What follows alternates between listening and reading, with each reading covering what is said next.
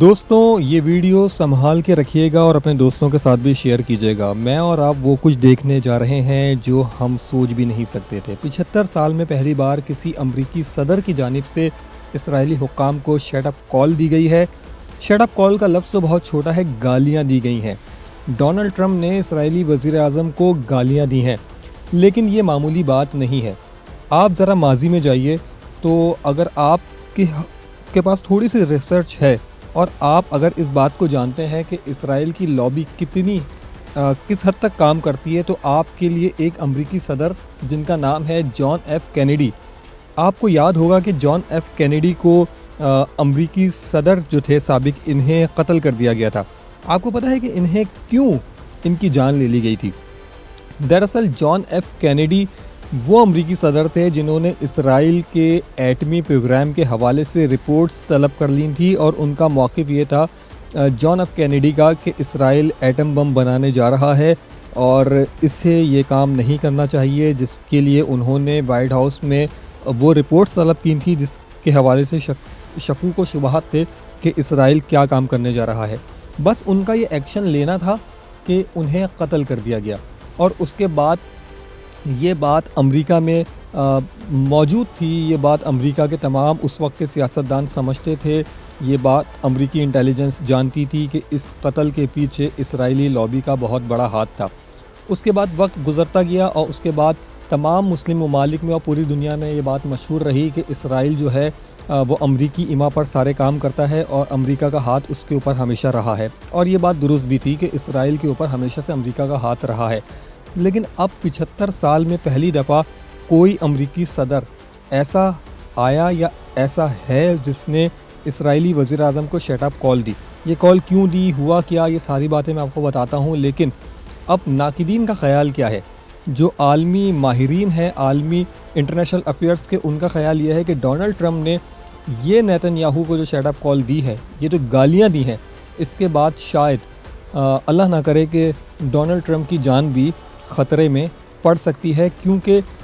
ماضی کے تجربات یہ رہے ہیں کہ جس نے اسرائیلی لابی کے خلاف کام کیا، گو کہ وہ امریکہ کی اعلیٰ شخصیت ہی کیوں نہ ہو، اسرائیلی لابی اس کے پیچھے پڑ گئی ہے۔ اچھا، یہ سارا سینیریو ایک طرف تھا، اور اس کے بیچ میں کل رات کو ایک کام ہوا۔ ایک امریکی کانگریس کی رکن ہے، انہوں نے اپنے ایکس اکاؤنٹ کے اوپر، یعنی کہ جو ٹویٹر ہے، ایکس اکاؤنٹ کے اوپر ایک تصویر شیئر کی، اور وہ تصویر تھی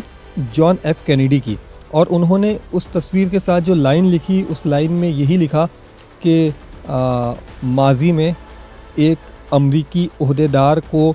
اسی معاملے پر یہ سزا ملی یا اسے قتل کیا گیا کہ اس نے اسرائیلی لابی کی مخالفت کی تھی۔ تو اب آپ میری بات کو اچھی طرح سے سمجھ گئے ہوں گے۔ اب ذرا میں آپ کو بتاتا ہوں کہ ڈونلڈ ٹرمپ کو غصہ کیوں آیا، اور ڈونلڈ ٹرمپ نے اسرائیلی وزیر اعظم کو آڑے ہاتھوں کیوں لیا، انہیں گالیاں کیوں دی۔ دیکھیے، امریکہ نے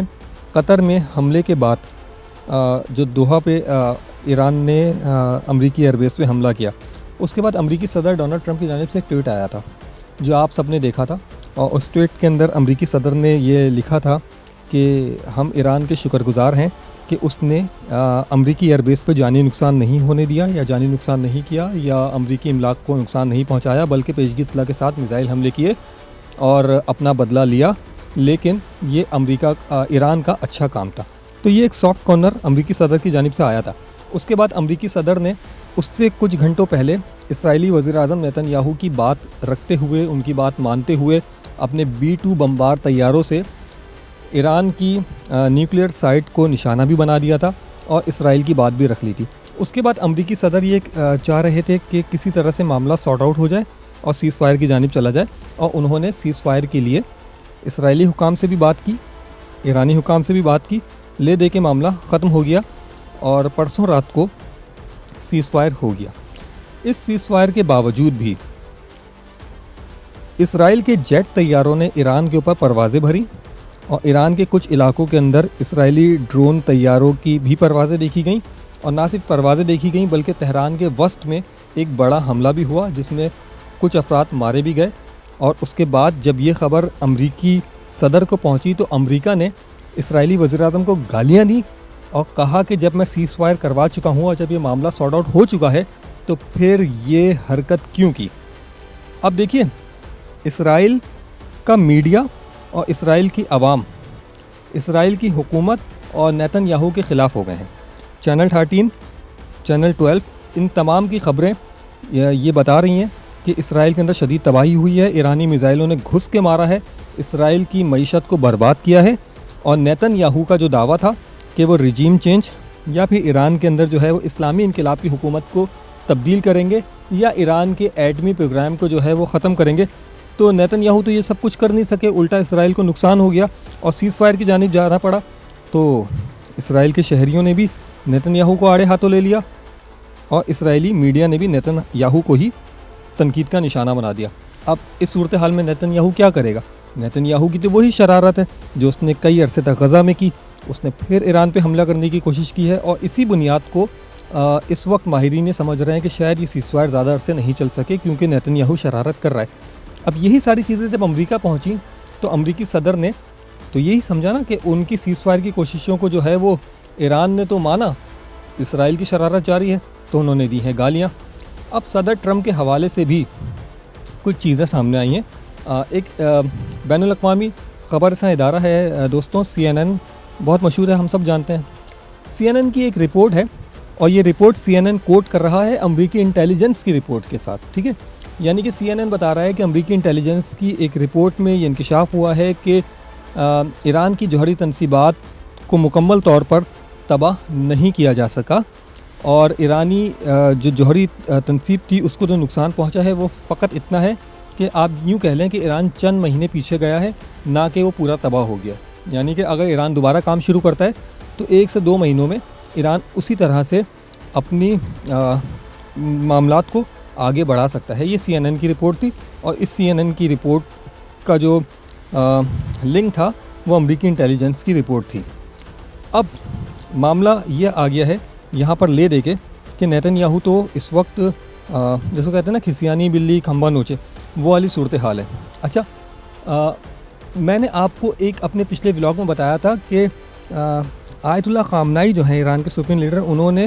ابراہیم رئیسی کے ہیلی کاپٹر حادثے کے بعد ایک بہت بڑا اسٹروک کھیلا تھا, ایک بہت بڑا کام کیا تھا. اور ان کی سیاسی ذہانت کو آپ دیکھیے کہ وہ سمجھ رہے تھے کہ شاید ایران کے اندر رجیم چینج کی کوشش ہوگی اور اگر اس قسم کا واقعہ ہوا جو ابھی ہو چکا ہے اسرائیل کے حملے کا, تو اس کے بعد ایران کی عوام اٹھے گی اور اٹھنے کے بعد جو ہے وہ رجیم چینج کے لیے, کیونکہ لامحالہ ہم سب جانتے ہیں کہ ایران میں سبھی اسلامی انقلاب کے حامی نہیں ہیں. تقریباً آدھا ایران جو ہے وہ عورتوں کی حقوق کی آزادی کی بات کرتا ہے, اس قسم کی باتیں کرتا ہے. تو انہوں نے پہلے ہی منظور پشکیان کو جو ہے مسعود پشکیان کو جو ہے وہ صدارتی امیدوار نامزد کروا دیا تھا. اور یہ وہ لوگ تھے جن کا ووٹ پشکیان کو ملا جو اسلامی انقلاب کے خلاف تھے. تو اب اندر سے بغاوت کیسے ہوتی؟ ان کا اپنا صدر بیٹھا ہوا ہے. تو اسرائیل کی جانب سے جنگ مسلط ہونے کے بعد پشکیان کا بھی جو ہے وہ پوائنٹ آف ویو جو ہے وہ عین ویسے ہی نظر آ رہا ہے جو اسلامی انقلاب کے یہ صاحب جو ہیں خامنائی, ان کا جو پوائنٹ آف ویو ہے. اب اسی لیے انہوں نے اس جنگ کے اندر جو ہے وہ مکمل طور پہ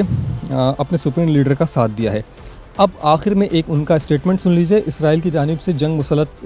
کرنے کے بعد ایران نے جو ہے وہ یہ اعلان کیا ہے کہ کیونکہ سیز فائر ہوا ہے تو ہم جنگ بندی کے بعد مذاکرات کے لیے بھی تیار ہیں, اور یہ مذاکرات جو ہیں وہ ایرانی عوام کے حقوق کے دفاع کے لیے ہوں گے. اور ایرانی صدر مسعود پشکیان صاحب جو ہیں انہوں نے واضح کیا ہے کہ ایران امریکی صدر ڈونلڈ ٹرمپ کی جانب سے اعلان کردہ جنگ بندی کا احترام کرتا رہے گا, بشرط ہے کہ اسرائیل بھی اس کے نکات کی پابندی کرے. اپنا بہت زیادہ خیال رکھیے گا.